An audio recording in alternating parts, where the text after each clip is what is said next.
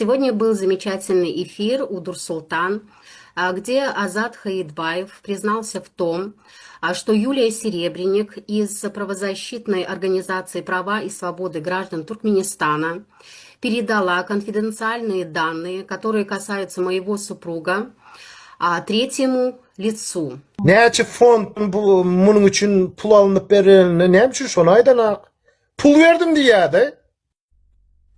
Да, Adamsyna mysal üçün ne için adamsyna pul geçirenleni Diananyň. Şonu aydanak. Хельсинский фонд, а ты другой про Хельсинский это фонд. Там разве хочешь 500 евро не услышать? проходилось А тоже? про 500 долларов тебя интересует? Вот ты спроси у Юлечки, где эти 500 долларов. У нее. Я ей это вернула. Ты можешь у Юли спросить. У меня есть доказательства. Даже так? Да. Тем самым нарушив договор о том, что вся конфиденциальная информация, которая у них есть на руках, не имеет права быть публичной и передана третьему лицу. К сожалению, Юлия Серебренник это сделала. Она передала чеки, как она говорит, что отправляла деньги моему супругу и даже деньги на адвоката моему сыну. Вот, уважаемая Юлия Серебренник, когда вы показывали чеки, вы забыли сказать одно: на какие цели ушли эти деньги и каким людям они были переданы в Туркменистан, в Молдову, в Москву и так далее.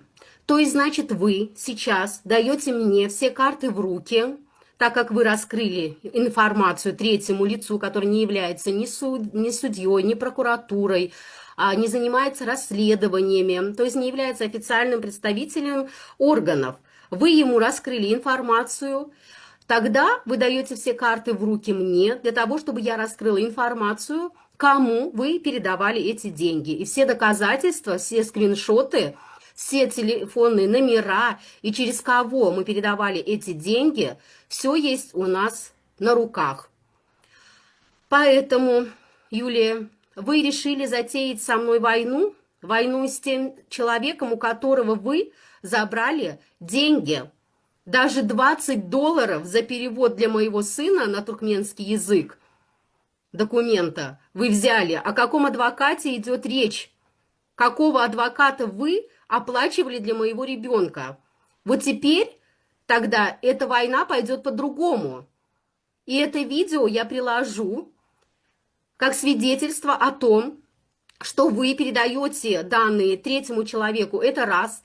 Во-вторых, вводите в заблуждение граждан Туркменистана о том, что вы моему супругу выплачивали деньги какие-то, моему сыну на адвоката откуда-то появилась такая информация.